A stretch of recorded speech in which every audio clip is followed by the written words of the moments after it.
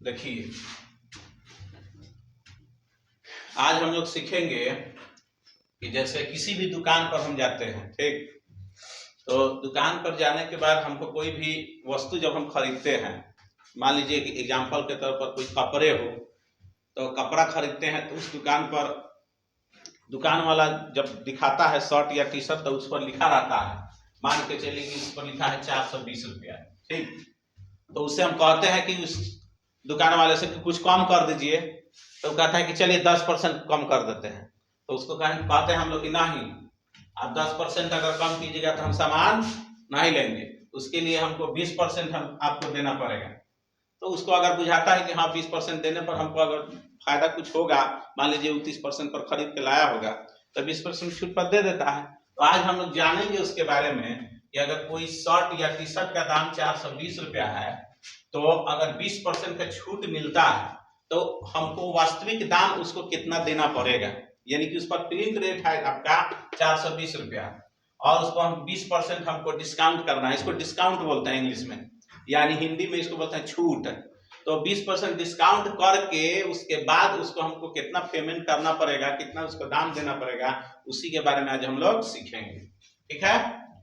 तो सबसे पहले हम इसको प्रतिशत, ये देखिए 20% है, तो इसको हम सरल रूप में निकालेंगे कि हमको इसका आखिर 420 रुपया का 20% कितना रुपया होगा।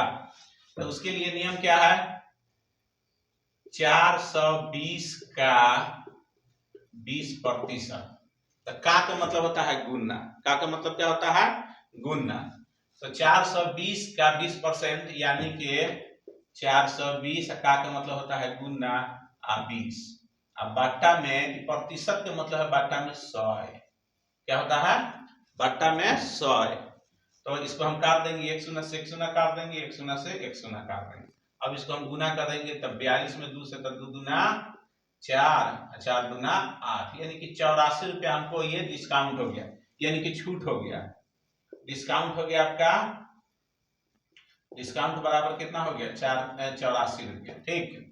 अब हमको वास्तविक मूल्य निकालना है कि उसका वास्तविक मूल्य क्या होगा, माने हमको कितना उसको पेमेंट करना पड़ेगा। तो सीधी सी बात है, हमको कितना है, यहाँ 420 रुपया दिया हुआ है, उस पर प्रिंट रेट है, तो 420 रुपया में से 84 रुपया माइनस कर देंगे, घटा देंगे, यानी कि 420 माइनस 84, घटा दीजिए, 10 में से 4 गया तो 6, ये बचा कितना 11, 11 में से 3 गया तो 11 में से 8 गया तो 3, ये बचा कितना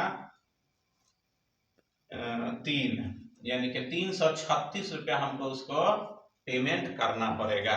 इस तरह हम आसानी से किसी भी दुकान पर जाते हैं तो अब हम ठगाएंगे नहीं, आसानी से इसका मूल्य निकाल करके उसको पेमेंट कर सकते हैं, ठीक है। अगर वीडियो अच्छा लगे तो लाइक करें, सब्सक्राइब करें और शेयर करें, ठीक है।